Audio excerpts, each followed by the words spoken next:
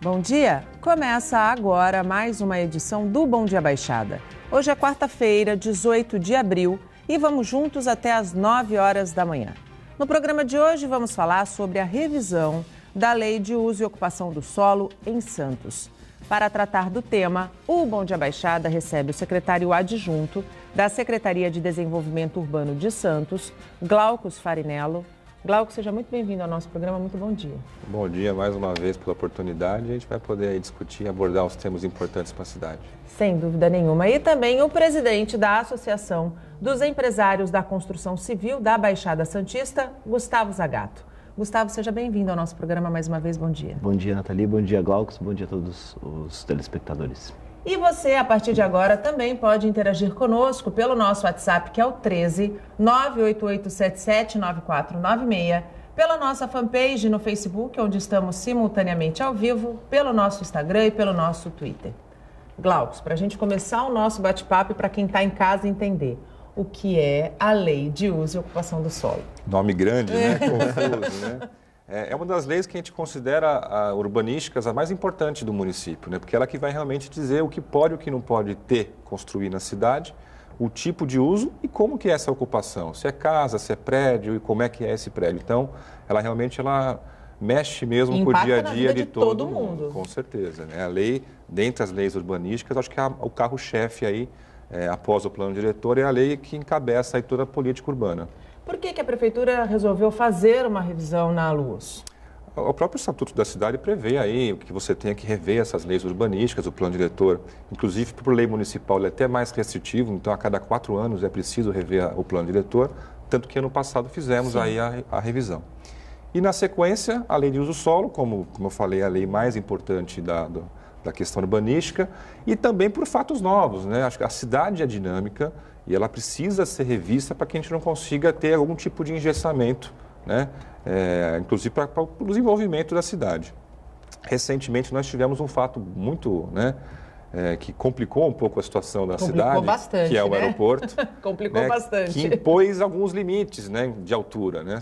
O próprio município, ele mesmo não regra o gabarito. Desde 98, a lei de uso e ocupação do solo do município, ela liberou o gabarito, tanto que a gente vê hoje aí a ocupação consolidada, com a verticalização, com os prédios. Porém, recentemente, em função do aeroporto, do plano de voo, várias regiões da cidade foram afetadas com limite de gabarito. E a região central é uma delas, né? Que ela tem aí uma limitação de 45 metros de altura. Isso significa prédios de quantos andares no máximo? No máximo 12 pavimentos, vai variar entre 10 e 15, mas depende do produto construído, né? Em função do pé direito. Então, pode variar, mas eu acho que um produto de 12 pavimentos, acho que o Gustavo pode falar alguma coisa. No máximo 12, eu acho. No máximo 12. Então, aqueles prédios altíssimos a gente não pode ter. Sim, dependendo da área da cidade. Quer dizer, na verdade, você tem que imaginar a pista do Guarujá, você tem como se fosse uma elipse que se circunscreve essa pista, então você tem distâncias que colocam a altura que você pode. Então, na verdade, quanto mais próximo dessa cabeça da pista, mais baixo, e você depois vai aumentando isso gradualmente até chegar livre. Se a gente fosse pensar hoje na cidade como um todo e dividir, pegar essa elipse, a partir de onde poderiam construir prédios mais baixos e qual a região que permitiria prédios mais altos? Se a gente pensar nisso, quer dizer, aquela área central, centro, Vila Nova, aquela parte de trás acaba sendo mais influenciada, e depois você tem aquela parte que vem ali para trás do Canal 4, ali Aparecida, todas essas áreas pegam muito. Você vai indo mais longe, próximo ao Canal 1, você já não tem tanta influência, você vai indo mais para o lado da Ponta Praia, você também acaba não tendo tanta influência. Esse meio é o que acaba sendo mais prejudicado, porque é onde fica a circunscrição dessa elipse. E, na verdade, a parte mais afetada acaba sendo a parte que você precisaria mais desenvolver na cidade, que é a grande discussão nossa, que é essa área que você não tem tanta urbanização, não tem tanto adensamento. E que precisa crescer e poder crescer em virtude de que as outras áreas que já têm muito adensamento não têm mais condições, né? A cidade de Santos é muito desigual em todos os aspectos, né? Tanto construtiva quanto de riqueza, de qualidade urbana e ambiental. A cidade de Santos se comporta muito em relação ao seu principal atributo, que é a praia. Sim. E a gente vai perdendo o valor, o olhar do investidor, inclusive, ele vai se perdendo à medida que você se afasta da praia. E a nossa intenção, a nossa política é você dar atrativos para regiões centrais, para a Zona Noroeste, para que realmente a cidade consiga redistribuir um pouco dessa riqueza. Para que seja uma cidade que converse entre si, eu acho. Com eu certeza, acredito, né, né? Glaucus? Levar essa redistribuição, né? Qual que é o atrativo que a praia tem? Todo mundo quer poder chegar do trabalho e passear na praia com seu cachorro, tomar um coco, né? Mas não é só praia, né? A cidade não pode ser só praia. Mas as pessoas que vão morar no centro, por que não ter um parque urbano, que poder passear, poder fazer o seu lazer? Então, tentar redistribuir, levar isso para outras regiões da cidade. E a lei de uso solo é uma ferramenta importante para conseguir atingir esse objetivo. Como que a Secob viu essa revisão? Como é que ela tem acompanhado e o que os empresários da construção civil como um todo têm feito de avaliação dessa revisão? A gente vai fazer um históricozinho, então. Na verdade, Santos é uma cidade que, historicamente, ela é restritiva para a construção, na verdade, né? Santos, ela a gente não vê condomínios horizontais, por exemplo? Não, Santos tem características urbanas. Santos tem uma limitação de área, quer dizer, a área insular de Santos é pequena, a gente não consegue ter condomínios que nem temos no interior. Exatamente, esse tipo de eu estava até perguntando, por que a gente não consegue fazer aqui o que a gente vê, por exemplo, em Ribeirão Preto? Em Ribeirão Preto nós temos grandes áreas exatamente. E grandes condomínios horizontais. Ribeirão Preto, São José dos Campos, nós conseguimos viabilizar isso. Santos não. Na verdade, você acaba tendo na área insular limitação de área e você tem o porto também que espreme a cidade por um lado. Então, você acaba tendo limitação de área. Então, Santos é historicamente restritivo. E nós tivemos a última legislação que alterou a lei de desocupação de solo, que é a atual, ela já veio restringindo o que nós tínhamos antes. Então, assim, nós chegamos a um ponto que a situação já era difícil de viabilizar um empreendimento em Santos. E com essa portaria do Comaer, que na verdade essa portaria, o que ela fez? Ela padronizou no Brasil inteiro limitações próximas a aeródromos. Quer dizer, se nós segurança da aviação. Da aviação, exatamente. Segurança da aviação. Ela não pensou nas questões restritivas, nas necessidades de cada cidade, ela simplesmente se preocupou com a segurança da aviação. Exatamente, e não se preocupou com o Santos. Várias cidades sofrem pelo mesmo problema.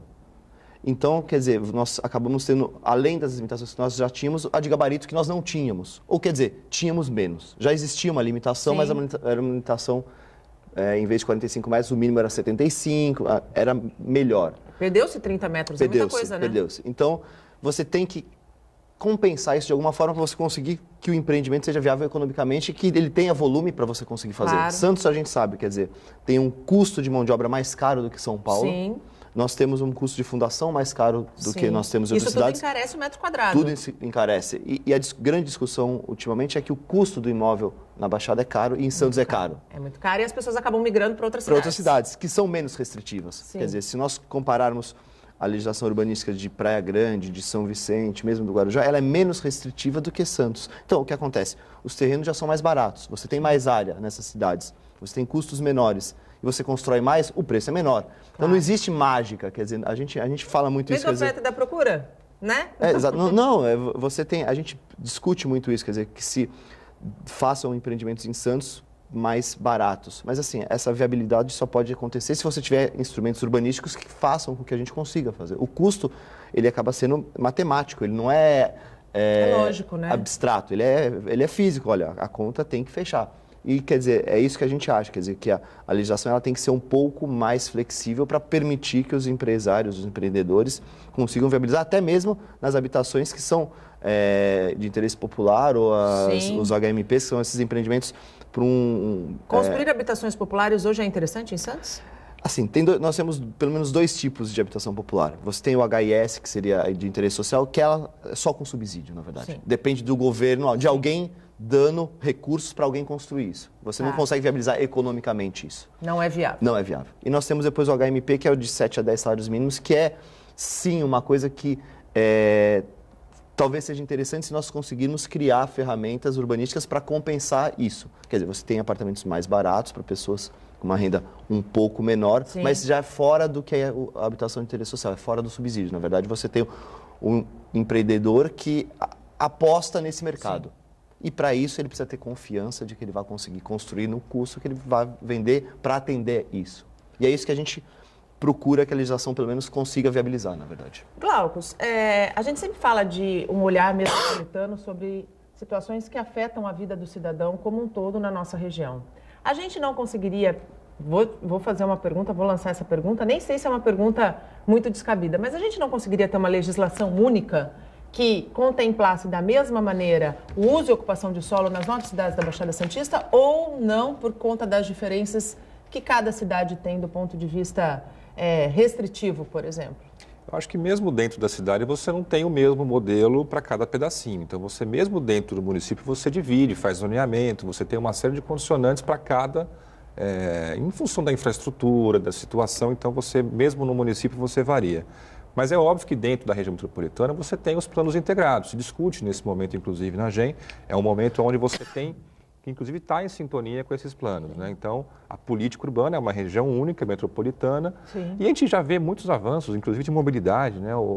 Se discute muito e a nossa lei está muito pautada na questão mobilidade. Então, as áreas... Por exemplo, do VLT, né? O VLT, ele é fundamental no nosso processo por estabelecer zonas especiais para o adensamento sustentável, né? Evitar os deslocamentos longos. Então, a lei ela está recheada aí de novos dispositivos que visam, inclusive, atingir os objetivos que o próprio Gustavo falou, tornar mais acessível o custo do imóvel para o santista, né? O que a gente viu nos últimos anos é o trabalhador que vive em Santos, ou quem viveu aqui foi obrigado... mora em Praia Grande muitas vezes, mora em São Vicente, porque realmente o custo de viver em Santos é muito alto. E para isso a lei ela traz uma série de novos dispositivos para incentivar a construção de mercado popular ao longo dos eixos de transporte. Ela isenta esse tipo de empreendimento de uma série de coisas, como por exemplo garagem em alguns locais. Garagem é um outro ponto que acaba encarecendo o custo do imóvel. E a população, como é que...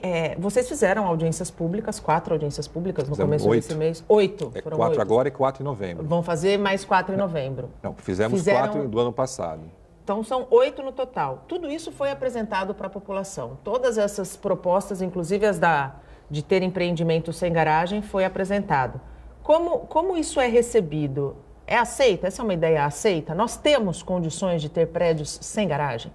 Eu imagino que sim. Não só nas audiências, mas conversando com as pessoas, você percebe que há realmente uma mudança de cultura e as pessoas cada vez mais, os jovens cada vez mais, eles não estão talvez pensando muito na questão da posse do carro. Sim.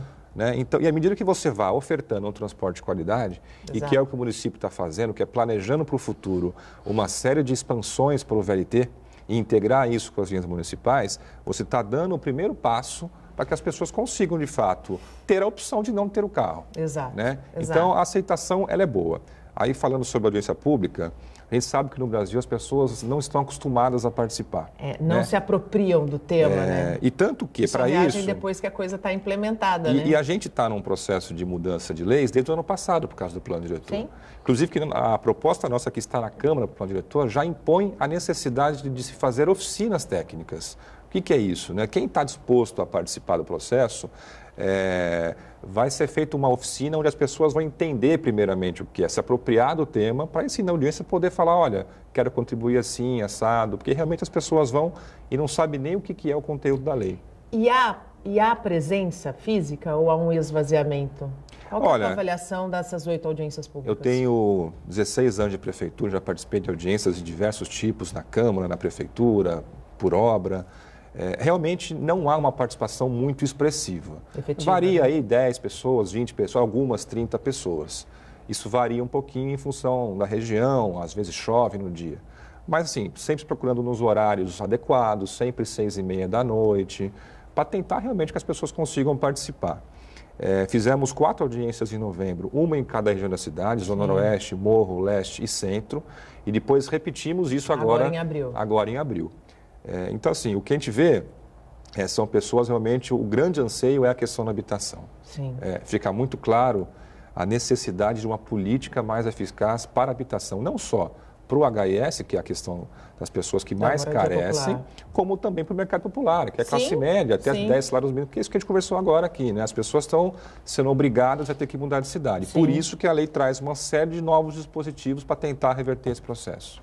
Com relação a garagens, não ter um prédio com garagens é interessante para a construção civil? Eu acho que em alguns casos sim, em outros não. Eu acho que a grande sacada é você possibilitar que sejam feitos edifícios sem vagas ou algumas unidades sem vagas. Hoje, você é obrigado a fazer uma vaga por unidade. É uma obrigação do município em Santos você fazer. Existem, provavelmente, empreendimentos que aceitem que você não tenha nenhuma vaga. Em locais, por exemplo, sei lá, próximo do VLT ou próximo de alguma estação, talvez as pessoas topem isso. Mas eu acho que você obrigar a não ter a vaga aí é ruim. Eu acho que sim, flexibilizar que você possa ter unidades com e sem vaga. Você pega um edifício, por exemplo, você consegue fazer... pavimento de vaga e o resto tudo de apartamento. Ou 2 pavimentos de vaga. Então nós conseguimos fazer, naquele empreendimento específico, 40 vagas. Mas nós conseguimos fazer 60 apartamentos. Então você pode construir 40 apartamentos com vaga e 20 sem vaga. Sem vaga. E isso vai estar na hora da negociação. Exatamente. E quem vai comprar vai saber se tem ou não vaga. Quer dizer, é uma tendência, eu acho, gradual, se nós tivermos uma infraestrutura boa e satisfatória, que as pessoas usem menos o carro. Elas não vão deixar de usar o carro. Então, assim, eu realmente não acredito que você consiga fazer o empreendimento 100% sem vagas, a não ser em casos muito específicos. Mas que você consiga fazer algumas unidades sem vaga e, com isso, fazer com que as pessoas usem mais o transporte público, sim. Então, a grande sacada é você viabilizar isso e permitir isso. Quer dizer, a gente, aqui em Santos... Hoje isso não é possível, Não, hoje você é obrigado a fazer uma vaga por unidade residencial e nos comércios você tem que fazer várias vagas. Quer dizer, é uma loucura em termos de, no que é comercial, a exigência de vagas. Você precisa de vagas... Até porque as nossas ruas estão cada vez menos sem vagas. Exatamente. Você precisa, no empreendimento comercial, você precisa fazer, dependendo do tipo da tipologia, você precisa fazer vaga para deficiente, vaga para idoso, vaga para, sei lá, acomodação, vaga de... Quer dizer, são tantas vagas que você inviabiliza muitas vezes o comércio e você favorece o carro. Então, na verdade, eu acho que assim, a gente deveria começar a pensar o seguinte, ok, talvez seja interessante nós permitirmos que algumas unidades não tenham vaga. Então, não vamos obrigar. Quer dizer, o mercado, o empreendedor, ele vai equacionar a melhor forma, avaliar a necessidade de como criar. Porque nos empreendimentos, por exemplo, que você tem a limitação de altura de 45 metros, você provavelmente vai viabilizar o uso para unidades residenciais e não para vagas. Então, você vai ter uma limitação. Você consegue fazer subsolo, térreo de garagem, talvez um pavimento intermediário, um mezanino de vaga, mas que você não vai conseguir de qualquer forma e você não vai atender todas as unidades. Então, quer dizer, eu acho que essa flexibilização ela é bem-vinda e é necessária. A gente faz um rápido intervalo. No próximo bloco, a gente vai falar sobre os principais pontos desta revisão do LUAS. Não saia daí, até já. O Bom Dia Baixada está de volta. Hoje falamos sobre a revisão da Lei de Uso e Ocupação do Solo. Participam do programa o secretário adjunto da Secretaria de Desenvolvimento Urbano de Santos, Glaucus Farinello, e também o presidente da Associação dos Empresários da Construção Civil da Baixada Santista, Gustavo Zagato. Você também pode interagir pelo nosso WhatsApp, que está aí na tela, pela nossa fanpage no Facebook, pelo nosso Instagram e pelo nosso Twitter. Glaucus, no bloco anterior nós falamos e explicamos para quem está em casa o que é a importância da Lei de Uso e Ocupação do Solo. Esse bloco eu queria abrir com os principais pontos da revisão. O que está sendo especificamente proposto do ponto de vista de mudança?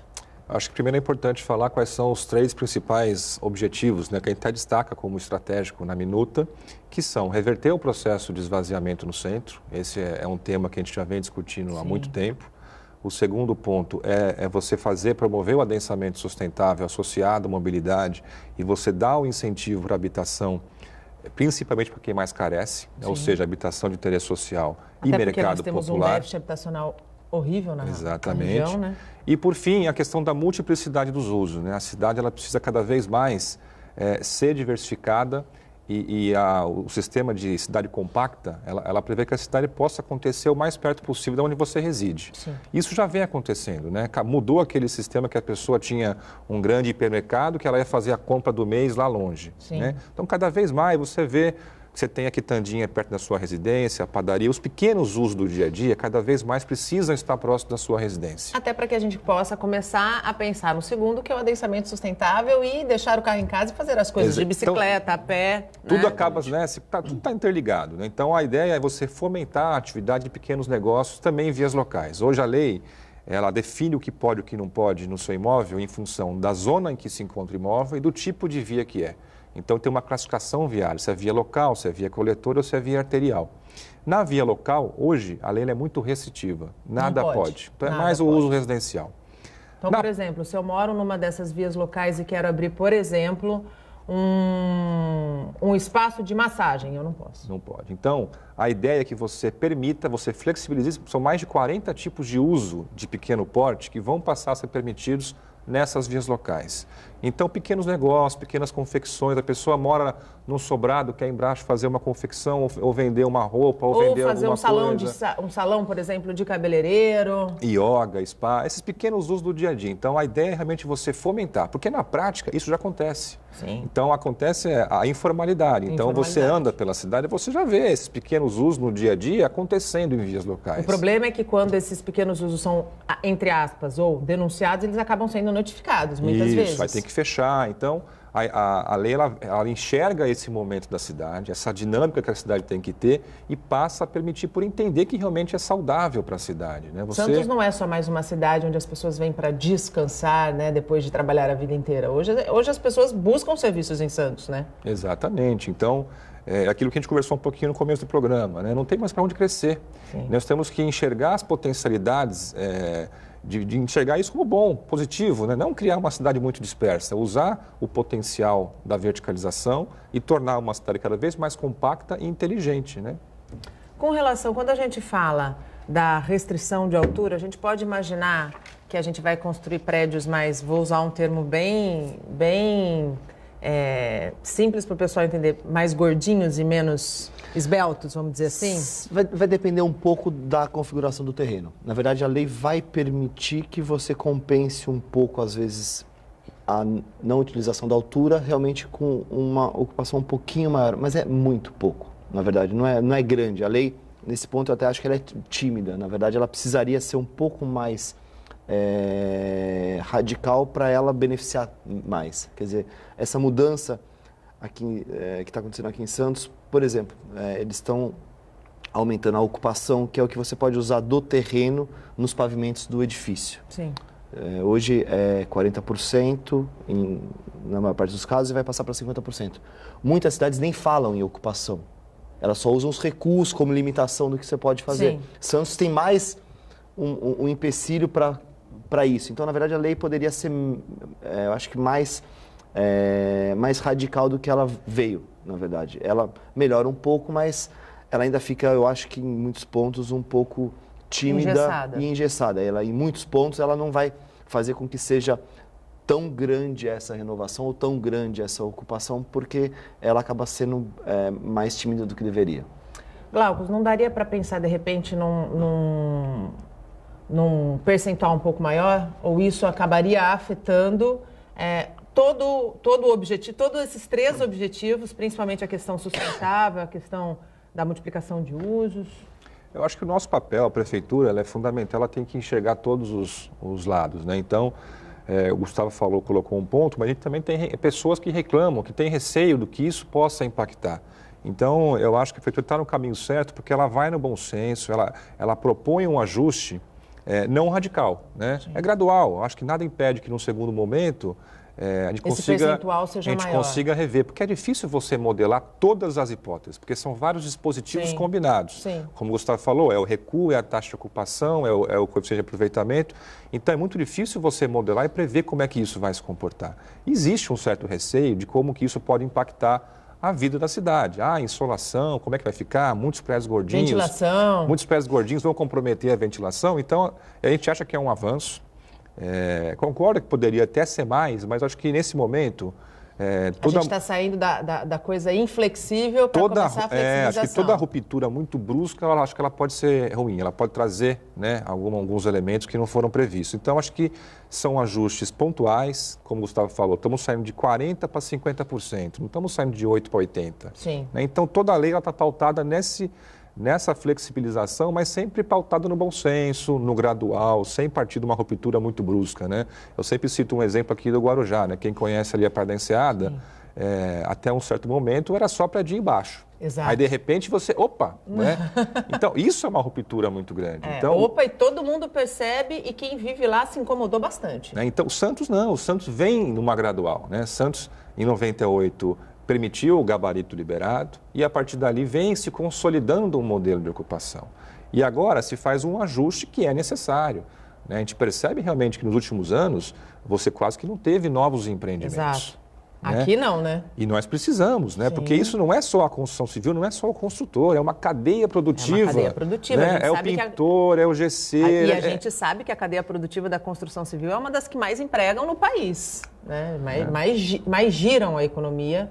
Imagino que Santos esteve muito no foco quando teve aquele boom, né? E depois daquele boom, a coisa meio que se estabilizou, porque o pré-sal não se concretizou do jeito que deveria e ficamos aqui com muitos imóveis, né? Sem giro, a gente pode dizer assim. Na verdade, a gente quando fala do mercado da construção, o mercado é um ente. O que é o mercado? Quem é? O mercado somos nós. Sim. Quer dizer, Sim. nós construímos, mas nós compramos apartamento, você compra apartamento, Sim. você compra apartamento, você precisa morar também e todo mundo quer que o custo desse apartamento seja legal e caiba no bolso. Então, essa equação é que, na verdade, a gente tenta fazer com que ela seja o mais balanceada possível. Nós, nos últimos anos, tivemos uma queda do número de empreendimentos em Santos muito grande. Você nota, se você andar na cidade, você vê. É verdade. São poucos empreendimentos. Porque a equação começou a ficar difícil e o empresário, numa situação econômica ruim que o país passa, num fim de ciclo que a gente vem de um mercado aquecido em Santos que diminui, e com uma legislação engessada, o empresário não investe. Hoje, de 0 a 10, o interesse do empresário por Santos? Puxa, olha, fácil é menos que 5. Menos que Fácil 5. é menos que 5. Então, o que acontece? Você tem isso. E com isso, não tem novos lançamentos. Você não tem novos empreendimentos, você não tem novas unidades, mas as pessoas continuam precisando morar. Exatamente. Quer dizer, na verdade, as pessoas precisam continuar casando, separando e todas essas coisas que acontecem. Exato. Então, Vindo estudar. E, Exatamente. quer dizer, o aposentado que quer vir de São Paulo vai querer vir para cá, então você precisa de um mínimo de volume de construção para atender isso, para que pelo menos o preço fique estável. Senão você vai começar a aumentar o preço porque você não tem. Sim. Você restringe. É um pouco... É uma discussão urbanística, a gente fala muito isso, quer dizer, você restringir, você encarece. Você não vai fazer com que seja mais barato que você restringe. Pelo contrário, a ocupação pior possível para a cidade é que sejam várias casinhas que moram uma família. Quer dizer, você tem uma infraestrutura legal, você tem uma rede de transporte público atendendo poucas pessoas. E Santos... 10 famílias, por exatamente. exemplo. Você tem que adensar, lógico, o adensamento tem que ser sustentável de forma que ele não prejudique a qualidade de vida de Santos. Sim. Isso é básico porque todos nós somos santistas. Exatamente. Antes de tudo... E uma das principais características de Santos é a qualidade de vida. Exatamente. Então a gente quer que seja isso, mas a gente quer que seja viável a construção. Se ela é inviável, alguma coisa está errada. Se você chega num ponto em que assim... Eu prefiro construir em outra cidade do que em Santos, tem alguma coisa errada. Não é porque a gente é vilão ou porque a gente não... É porque, infelizmente, a gente precisa que a empresa seja lucrativa. A gente não consegue trabalhar com prejuízo. A gente não tem que nem o governo... Né? Exatamente. A gente não tem que nem o governo que consegue empurrando conta para o outro ano, para o outro ano. A gente não consegue fazer isso. Não tira o dinheiro da cartola. Exatamente. A gente não consegue fabricar dinheiro. Então, tem que ser lucrativo e tem que ser viável. E, na verdade, tem que ser lucrativo e viável dentro, foi o que você falou no começo, dentro de uma região que tem outras cidades e outras condicionantes. Então, assim, se todas as cidades são mais interessantes do que Santos, é óbvio que você não vai construir em Santos. E não é porque você não gosta de Santos, é porque... Você precisa manter a sua empresa aberta. Você precisa continuar trabalhando. Isso é uma coisa que a gente fala muito, quer dizer, as pessoas... Santos é engraçado porque Santos... todo mundo gosta da qualidade de vida de Santos, todo mundo adora Santos, mas todo mundo é muito contra qualquer mudança. Tudo que você vai ser... Aqui existe muito o que dizem a turma do não, né? Turma do não. A turma do não. É difícil qualquer tipo de mudança. Por isso que Santos acaba sendo muito mais restritiva que as outras cidades, porque você acaba tendo medo de mudar. Então, eu acho que assim, infelizmente, a legislação não é um rompimento de paradigma. Essa proposta de luz não vai romper o paradigma. Ela talvez comece a fazer um ajuste fino. Exatamente. Ela vai fazer um ajuste fino para a gente ver como que o mercado, como que a cidade vai receber ela. Eu acho que ela não é ideal, mas ela vem, pelo menos, ao encontro do que nós precisamos no momento. Pelo menos mostra que, olha, estamos entendendo que vocês realmente... o mercado precisa de alguns ajustes e vamos fazer alguns ajustes para uma correção de rota, vamos colocar assim. Sim. Sim. Eu acho que ela vem nesse sentido. É bem isso que você falou, né, Glaucus? É o primeiro passo. Precisava ser dado. É o primeiro passo e, além disso, ela traz uma série de novos dispositivos que são muito positivos. A gente tem aspectos, por exemplo, que compõem a paisagem. Então, a gente tem, por exemplo, um novo regramento para as calçadas, para que a gente consiga ter um plano de arborização mais eficiente. Nós temos, por exemplo, a obrigação, a partir de um limite dos prédios, que todos os edifícios novos se enquadrem como edifícios inteligentes e verdes. Então, ela é recheada de novos dispositivos, novas zonas especiais que visam atrair o olhar para regiões da cidade. Então, ela é uma lei realmente que vem com esse caráter de fazer esses ajustes, de apontar um direcionamento, mas ela já inova em muitos aspectos. Então, é uma lei muito complexa, ela é técnica, por isso de 8 audiências, discussões dentro do Conselho. E por isso que é importante que a população participe, né? Exatamente. Cada vez mais e se intere do assunto, porque depois que passar por todas as fases que precisa passar e vindo a ser implementada, vindo a ser aprovada, não adianta ninguém mais fazer nenhum tipo de manifestação contrária, né? É muito comum, né? Mas eu nem vi essa lei, mas mudou, né? Faz parte. Aí a turma do não se manifesta. Exatamente. O Bom Dia Baixada faz um rápido intervalo. No próximo bloco a gente vai falar um pouquinho sobre a ocupação da região central. Não saia daí, até já. Estamos de volta e chegamos ao último bloco do nosso programa com as notícias do futebol. Faltam 2 dias para a partida mais importante do ano para a Portuguesa Santista. Sexta-feira, às 8 horas da noite, contra o Barretos, a Briosa decide o acesso para a Série A2. Para o jogo de volta da semifinal do Campeonato Paulista, a experiência e o talento do atacante Rodriguinho podem fazer a diferença. A vaga para a Série A2 nunca esteve tão perto. Basta qualquer empate contra o Barretos, sexta-feira, às 8 da noite em Urico-Mursa e pronto, acesso garantido. Vantagem obtida graças à melhor campanha ao longo de todo o campeonato e o heróico empate em 2-2 na primeira partida da semifinal no interior. A batalha em Barretos deixou uma baixa no exército rubro-verde. O zagueiro Gustavo Henrique, expulso, é desfalque certo para o jogo de volta. Bruno e Carlinhos são os favoritos para substituí-lo. A expectativa é muito boa, grande, né? Apesar de eu já ter sido titular algumas partidas, 2 partidas, é uma das melhores. É uma oportunidade que é imensurável, porque pode entrar para a história do clube, né? É um acesso, para a minha carreira também vai ser meu primeiro acesso. Então eu vou dar o meu melhor para estar participando desse jogo. Eu vim para cá não tem muito tempo, mas o grupo é muito receptivo, muito acolhedor. Um grupo vencedor, entende que a gente chegou para somar. E se eu tiver a oportunidade de entrar para poder ajudar, eu vou ficar muito feliz. Nas demais posições, o técnico Sérgio Guedes terá todo o elenco à disposição. O grupo quer passar pelo Barretos sem susto, diferentemente do sufoco das quartas de final contra o São Carlos, quando a vaga quase escapou no final. Concentração, foco, que é o que nunca deixou de existir, na verdade, aqui, né? E ação, e atitude. Se a gente conseguir ter isso sob controle, e aí entra o lado emocional, a gente tem o jogo sob controle. Tendo o jogo sob controle, tudo aquilo que vai se criar fora, atmosfera positiva, inclusive, vai ser bem cuidada para que a gente transforme isso em resultado. O experiente Rodriguinho é um dos mais otimistas. Depois de 13 jogos fora do time por causa de uma contusão, ele marcou o decisivo gol de empate contra o Barretos. O atacante convoca a torcida para dar aquela força para a Briosa. Venha, torcedor, venha nos ajudar, venha ser nosso 12º jogador aqui, para que a gente possa ir buscar esse tão sonhado acesso. Na fase de classificação, fizemos uma reportagem especial com o Rodriguinho na véspera do jogo contra o Noroeste, justamente na partida que o tirou do time.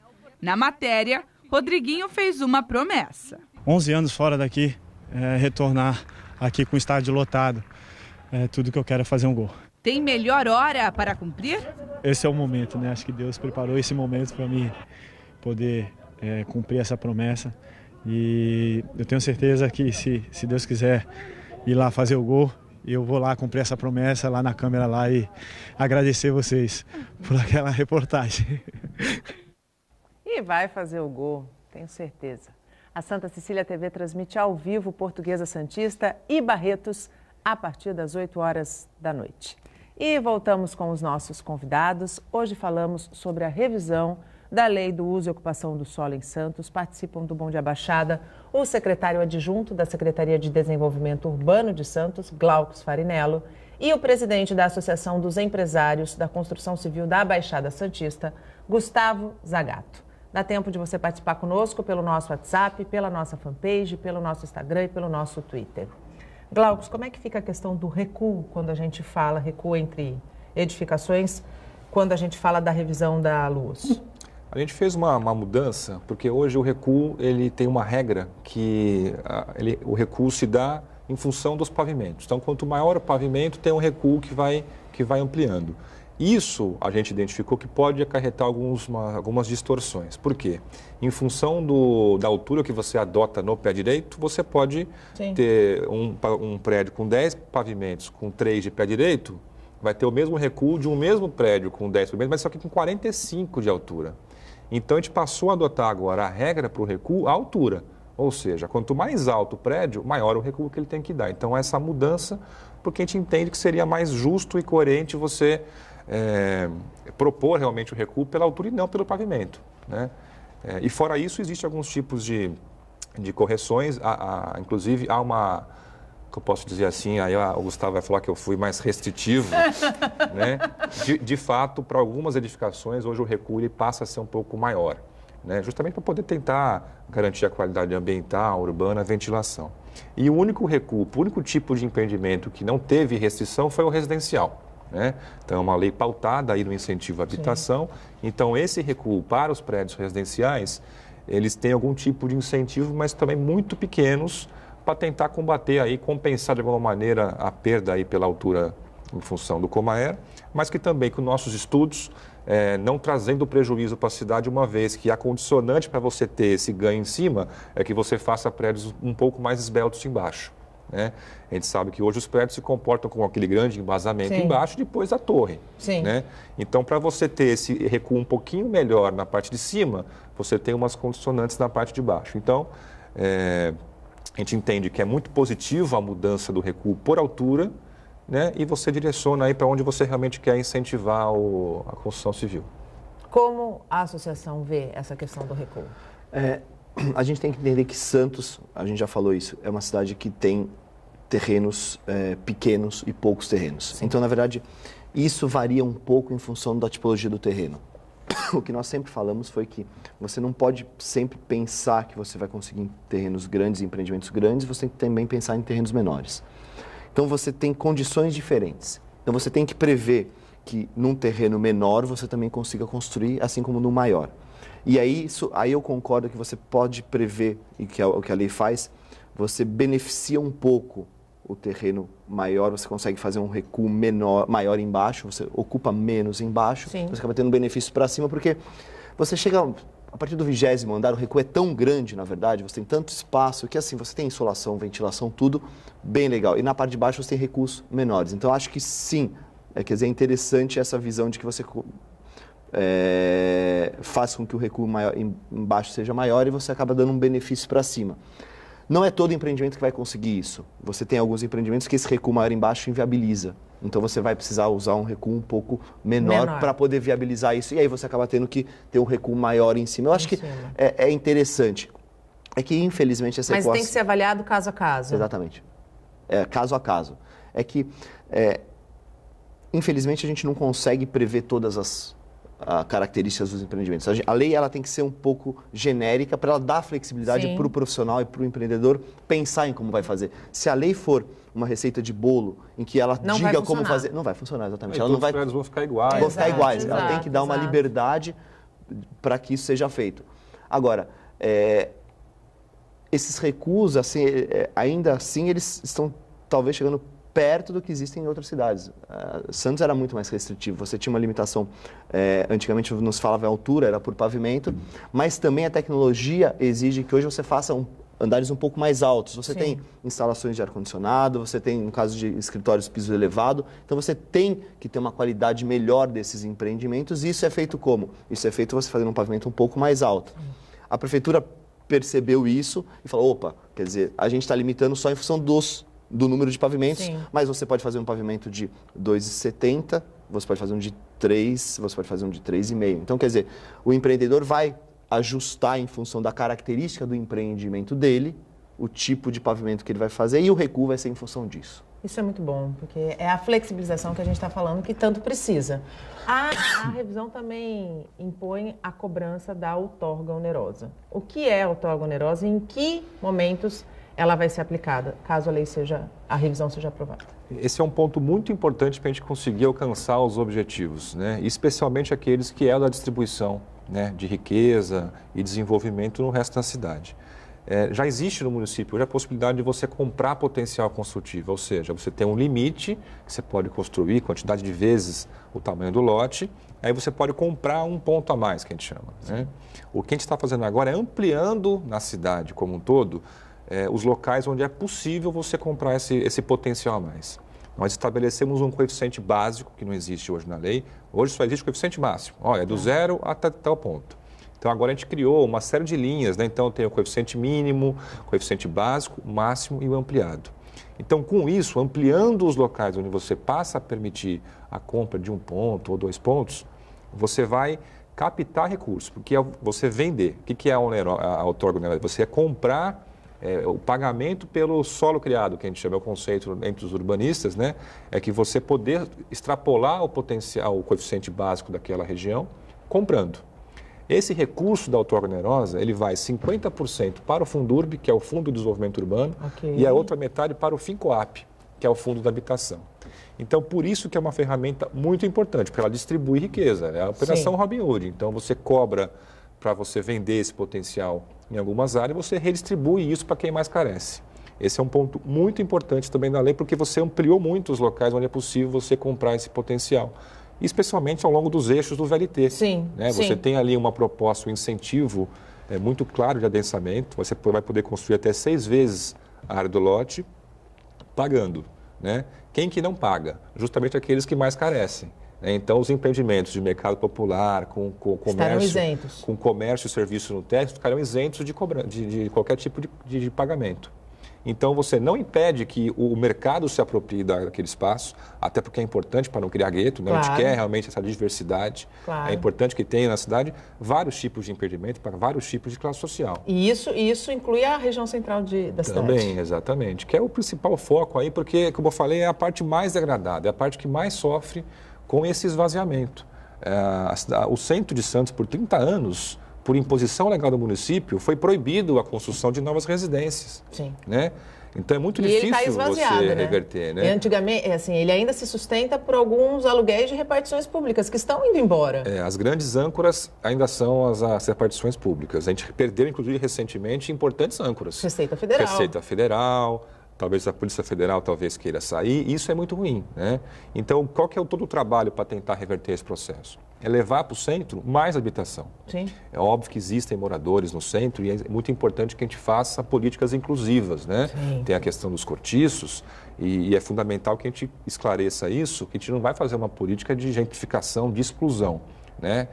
Porém, é preciso diversificar, é preciso você estimular. O bairro do centro já chegou a ter 50 mil moradores. Hoje tem 4 mil, 5 mil.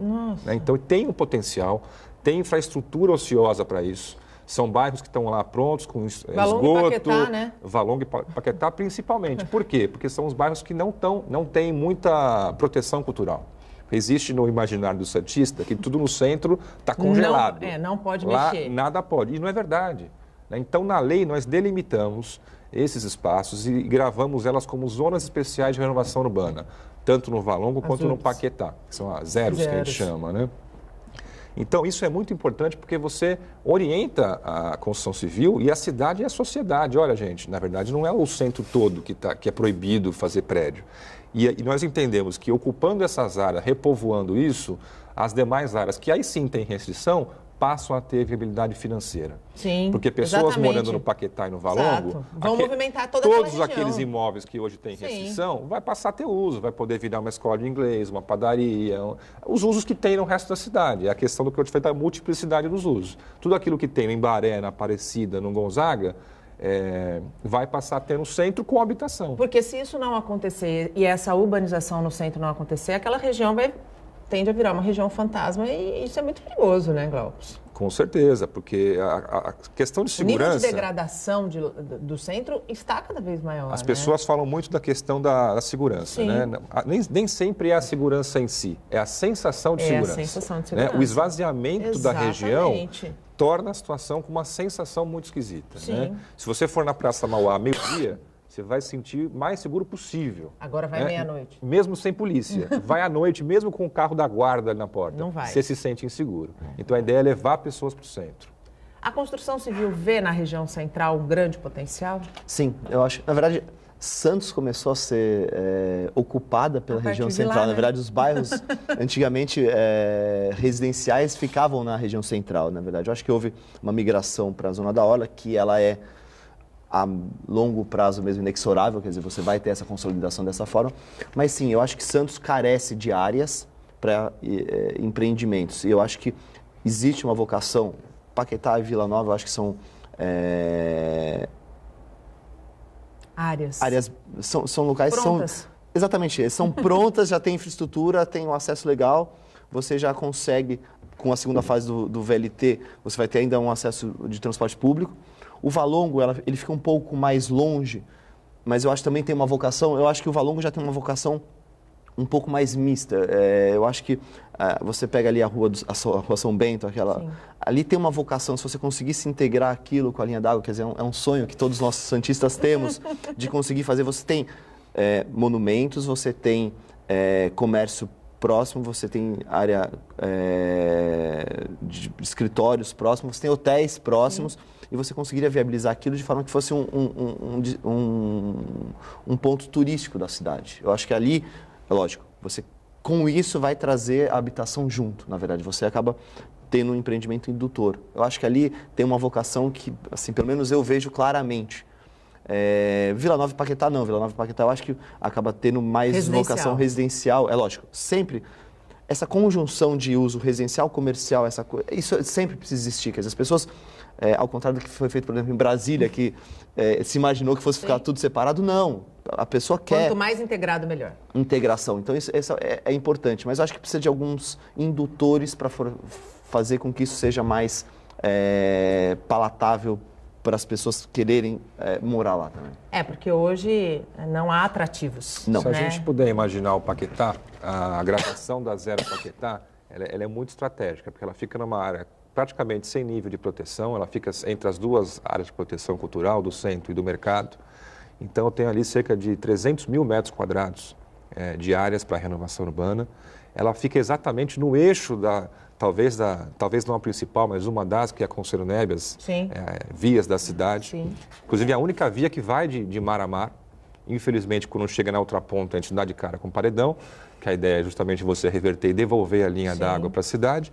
Mas ela está no coração do VLT. Ela fica justamente onde o VLT faz as curvas, as conexões. Eu tenho 4 estações do VLT nessa Zero Paquetá, com a Conselheiro Nébias de principal via central. Então, ela tem um potencial enorme. Né? Infraestrutura, está perto do centro e está num eixo de ligação direta com a praia. Está no eixo principal das universidades de Santos, que acompanham. Então, assim, ela tem um potencial enorme de serviços, né? Então, ela tem um potencial enorme. A cidade que ainda não acordou. Não acordou para essa área. Não acordou para essa área, e o nosso papel é realmente, gente, está aqui. Está pronto. Exatamente. A gente tem uma pergunta, dá para pôr? A gente tem tempo ainda? Rapidinho? Vamos pôr no ponto. Luciano Castro de Santos. Com o aumento da ocupação e aproveitamento dos lotes, como as empresas contribuirão para a melhoria do ambiente urbano? Luciana Castro. Eu acho que é justamente isso. Eu acho que a gente tem uma série de dispositivos que, à medida que você vai consolidar a verticalização, isso essas contrapartidas urbanísticas e financeiras. Então, hoje, além da outorga onerosa que eu comentei, que é importante para distribuir riqueza, nós criamos um dispositivo que é muito importante, que é muito legal, que é você voltar o edifício de volta para a cidade. Né? O que a gente viu nos últimos anos é cada vez mais fortalezas, né? Grandes muros de 3,60 na calçada e o edifício. E nós criamos um regramento que todo prédio que passar desse coeficiente básico vai ser obrigado a criar uma área de integração no recuo frontal. O que é essa área de integração? É uma área livre de fechamentos. Então, quase metade, 40% do recuo frontal, não vai ser permitido mais fechamentos com muros, com grades, né? E os elementos construídos não vão poder estar a uma altura superior a 1,40. Ou seja, quem está andando na calçada não tem um muro na sua cabeça, né? Você tem, no seu olhar, na perspectiva do pedestre, você tem uma área muito mais agradável. Então, melhorar a relação privado-público. Isso precisa acontecer de fato e a cidade precisa evoluir. Senão, a gente vai viver o que a gente já tem vivido, que é a migração da construção civil para outras regiões da Baixada Santista. Infelizmente, nosso tempo acabou, já estou estourada. Eu queria muito, Glaucus, agradecer a tua participação aqui conosco. Tenha sempre aqui no Bom Dia Baixada um espaço para esclarecimento mesmo da população, porque eu acho que esse é o nosso papel. Muito obrigada. Eu que agradeço mais uma vez o espaço. Como eu falei, é uma lei muito técnica e muitas vezes gera muita dúvida, né? E eu acho que é importante a gente ocupar mesmo e estar aqui esclarecendo e contar com as pessoas que realmente fazem uso da lei, para também ouvir as opiniões contrárias. Acho que é sempre saudável nesse processo democrático de construção de uma lei, que é uma lei muito importante. Então, eu agradeço mais uma vez e obrigado a todos aí, um bom dia. Gustavo, muito obrigado pela tua participação, pelas colocações pertinentes referentes ao setor da construção civil, que, como muita gente pode imaginar, não é um monstro, muito pelo contrário, traz desenvolvimento, traz economia e movimenta toda a cadeia produtiva. Muito obrigada. Obrigado, Nathalie. Obrigado, Glaucus. É exatamente isso. Quer dizer, na verdade, o mercado somos todos nós. A cidade está feita para todos nós. Exatamente. O Bom Dia Baixada fica por aqui. Você pode ficar bem informado sobre tudo o que acontece na região e no mundo acessando o Santa Portal. Eu volto amanhã, a partir das 8 horas da manhã.